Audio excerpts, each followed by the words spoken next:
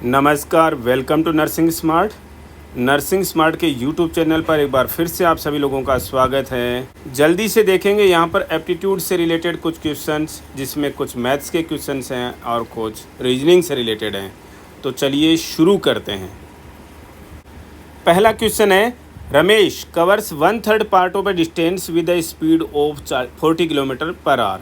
रमेश जो है किसी पर्टिकुलर डिस्टेंस का 1/3 पार्ट जो है कितनी देर में कवर करता है? 40 किलोमीटर पर आवर में कवर करता है। Then he covers remainder distance with the speed of 60 kilometre per hour. Remainder speed जो डिस्टेंस है वो कितनी स्पीड से कवर करता है? 60 किलोमीटर पर आवर से करता है। What is the average speed of Ramesh? देखिए यहाँ पर एक चीज़ आप नोट कीजिएगा।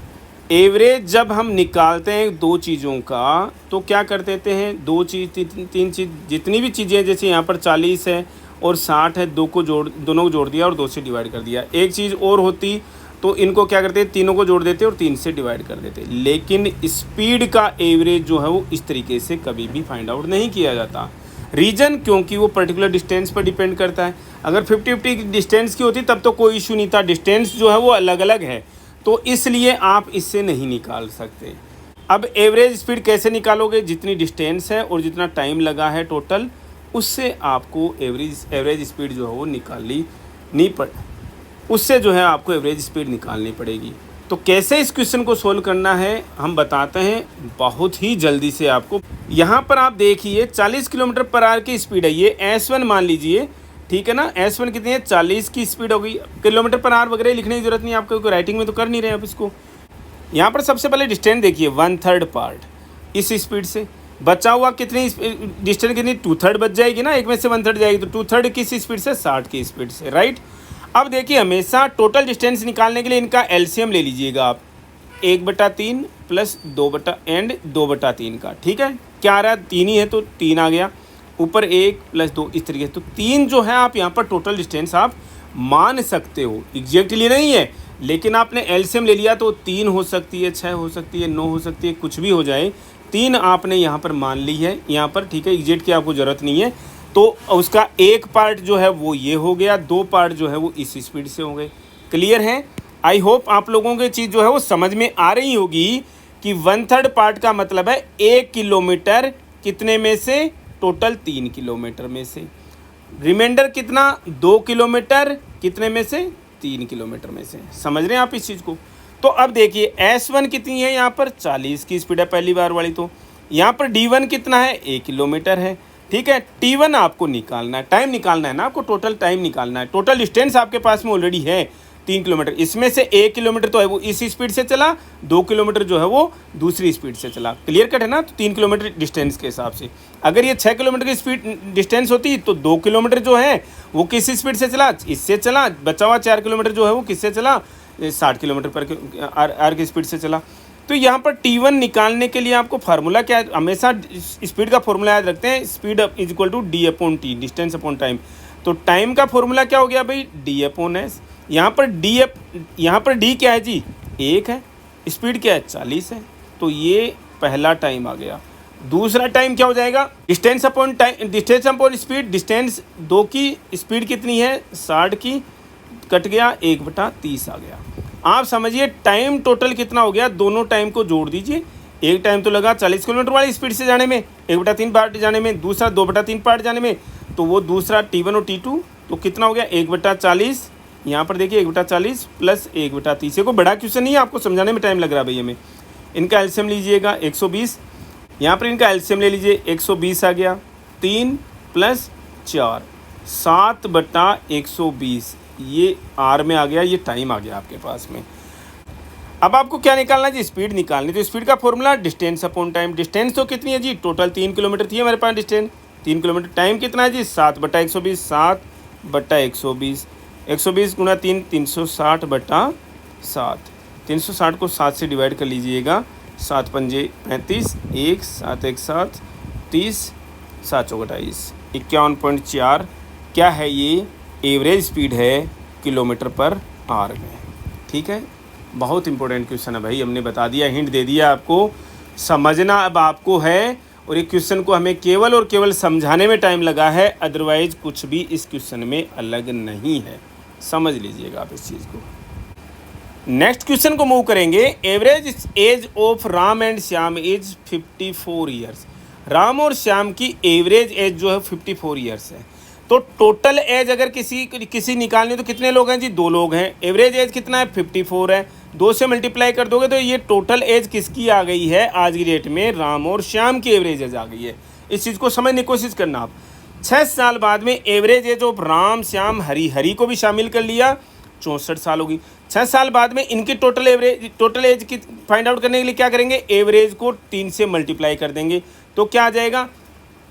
64 गुणा 3 इज इक्वल टू 6 18 192 साल आ गया। ठीक है, ये हमने आपको करने का तरीका बताया। अब हरी की प्रेजेंट एज पूछिए, प्रेजेंट एज। इस क्वेश्चन को हम कैसे सोल्व करेंगे देखना, ध्यान से देखिएगा आप।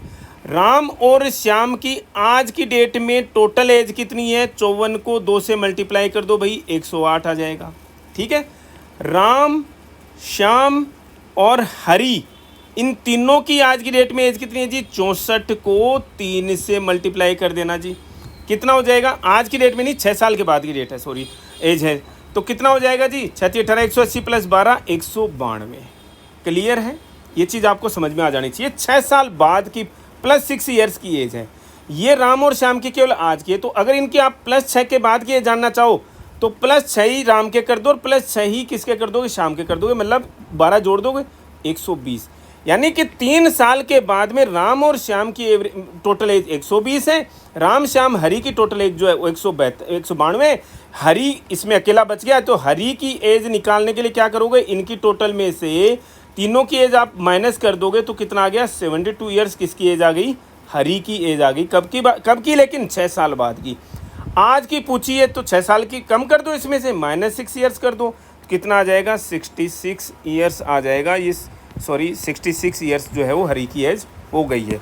इस क्वेश्चन को चूंकि बहुत ज़्यादा इंपॉर्टेंट क्वेश्चन, एक बार वापस बताएंगे। राम और श्याम की जो एज है यहाँ पर दे रखी है आज की डेट में 54, तो आज की डेट में टोटल एज निकालने के लिए 2 से मल्टीप्लाई कर दो, 108 हो गया जी। क्लियर है? 6 साल के बाद में एवरेज वो तीनों की कितनी होगी जी? इसको 3 से मल्टीप्लाई कर दो, 192 आ गया जी। ये आज की है, ये 3 साल के बाद की, तो मिसमैच हो रहा है। इसको भी 6 साल के बाद की कर लो जी, सॉरी 6 साल के बाद की है तो इसको भी 6 साल के बाद के लिए, तो 6 साल राम के जोड़ दो, 6 साल श्याम के जोड़ दो, कितना आ गया? 120 आ गया। अब ये जो एज है 120 साल, ये राम और श्याम की एज है 6 साल के बाद में। 192 जो राम श्याम हरी की एज है 6 साल के बाद में, तो इसका मतलब 6 साल के बाद में जो हरी की एज है वो इनका माइनस है, तो 72 साल हो गया। क्लियर है? हरी की एज आपको मिल गई 72 साल, लेकिन आज की नहीं मिली, वो 6 साल के बाद की मिली है। तो आज की निकालने के 6 साल माइनस कर दो, कितना आ जाएगा? 60 ईयर्स आ जाएगा। बहुत इंपॉर्टेंट क्वेश्चन है भाई। एक और क्वेश्चन देखिए। Area of the base of the cylinder is 16 pi centimetre square and height is 5 centimetre. What is the volume of the cylinder? Cylinder के वॉल्यूम का फॉर्मूला हमने भाई, ये बहुत सारे फॉर्मूला हैं, हम यहाँ पर सिलेंडर ही डिस्कस कर पाएंगे आपसे, फिलहाल तो देखेंगे। और तो सिलेंडर का जो वॉल्यूम होता है, तो सिलेंडर का जो वॉल्यूम होता है उसका फॉर्मूला क्या होता है? पाई आर स्क्वायर एच होता है। यहाँ पर देखो ये क्या दे रखा है? Area of the base. ये पाई आर स्क्वायर की वैल्यू कितनी दे रखी है? 16 पाई दे रखी है इन्होंने। हाइट ऑलरेडी दे रखी है 5 है, कितना हो गया भाई? 18 5 80 पाई।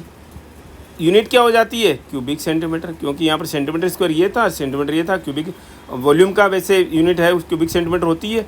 तो 80 पाई जो है वो क्या हो गया? क्यूबिक सेंटीमीटर इसका आंसर हो गया है। बहुत इंपॉर्टेंट क्वेश्चन है, हमें लगेगा तो हम स्फीयर वगैरह भी शेयर आपके साथ में करने वाले हैं, लेकिन ये बहुत इंपॉर्टेंट क्वेश्चन है। देखिएगा, पाई आर स्क्वायर की वैल्यू हमने डायरेक्ट रखी है यहाँ पर, क्यों? क्योंकि ये इसके बेस का एरिया है और यहाँ पर बेस का एरिया आपको डायरेक्टली दे रखा है इन्होंने। नेक्स्ट कुछ क्वेश्चन रीजनिंग से लेकर के हैं। क्वेश्चन नंबर 4 में क्या दे रखा है? 14 जो है वो 226 से उसी तरीके से रिलेटेड है जिसलिए 17 किससे है। आपको देखो, इसको देख के क्या दिमाग में आया? 225 जो है वो 15 का स्क्वायर है। देखते चीज़ें दिमाग में आती हैं। चलिए, सबसे बड़ी बात ना वो आनी चाहिए, इसलिए मैंने आपको बोल रखा है कि 25 तक के आपको स्क्वायर ऐसे अच्छे से याद होने चाहिए।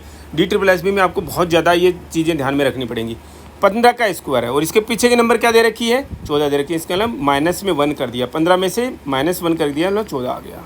ठीक है, इसका मतलब क्या है कि 14 से आगे की नंबर का स्क्वायर था। इसका मतलब 17 से आगे की नंबर क्या है? 18, और 18 का स्क्वायर करोगे तो क्या आता है? क्या 18 का स्क्वायर 324 होता है भाई।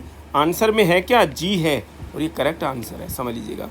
यानी कि 225 जो है वो 14 के आगे वाली का नंबर का स्क्वायर है। ऐसे ही 17 के आगे वाले नंबर 18 और 18 का स्क्वायर करके देख लीजिए 324। क्लियर। 20 और 11 में जो रिलेशन है वो 102 और किस में होगा। देखिए रीजनिंग आप जितना पढ़ोगे, इसलिए हमने फिलहाल सोच रखा है जैसे ही नोट सेट होता है DSSB के लिए हम रीजनिंग वेरी नेक्स्ट डे से क्वेश्चन बाय क्वेश्चन, चाहे कितना भी इजी हो, आपको समझ में आती हो, क्वेश्चन बाय क्वेश्चन आपको प्रैक्टिस करनी पड़ेगी और तभी जाकर DSSB में पार लगेगी। हम तुरंत शुरू करने वाले हैं, ध्यान रखिएगा, आपको तुरंत समझ में आना। देखो 20 और 11 में क्या रिलेशन है यार, 20 को 2 से डिवाइड करके 1 से प्लस कर दिया, ठीक है ना, इसको 2 से डिवाइड किया प्लस कर दिया। तो देखते हैं नेक्स्ट में भी ऐसा होता है क्या। 10 + 1 हो गया ना, 11 आ गया। तो 102 को 2 से डिवाइड करें और फिर +1 करें तो ये 51 + 1 52 आ रहा है क्या आंसर में। यस आ रहा है और आपका आंसर करेक्ट है ये। नेक्स्ट क्वेश्चन देखिए, college and student, hospital and. अब देखिए सारे के सारे नाम वैसे देखें और ये बहुत कंफ्यूजिंग क्वेश्चन है। जिनको आ रहा है वो इसको इतने हल्के में मत लीजिएगा। कॉलेज में स्टूडेंट्स क्या करते हैं, पढ़ते हैं, इसका मतलब ऐसा नहीं है भाई। तो हॉस्पिटल में डॉक्टर्स भी तो काम करते हैं, नर्सिंग ऑफिसर्स भी तो काम करते हैं, मेडिसिन भी तो होती हैं, पेशेंट्स भी तो होते हैं। अब क्वेश्चन क्या करोगे भैया, कॉलेज जो है वो स्टूडेंट्स को पढ़ाने के लिए होता है, तो हॉस्पिटल जो है वो पेशेंट के ट्रीटमेंट के लिए होता है।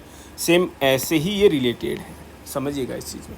जिस तरीके से कॉलेज स्टूडेंट्स को पढ़ाने के लिए होता है, वैसे ही हॉस्पिटल पेशेंट्स के ट्रीटमेंट के लिए होता है।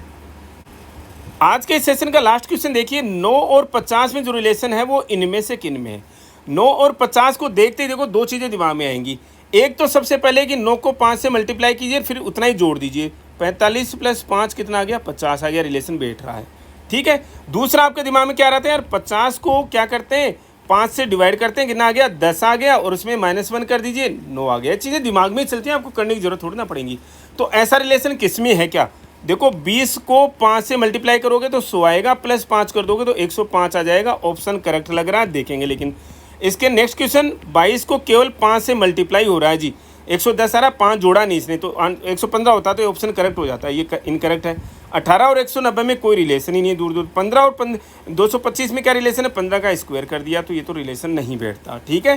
तो ऑप्शन नंबर 1 जो है करेक्ट हो गया। एक बार 5 से मल्टीप्लाई करो, +5 जोड़ दो। हमने एक दूसरा और क्या बताया था कि यार उसको 5 से डिवाइड करके फिर माइनस में 1 करना है।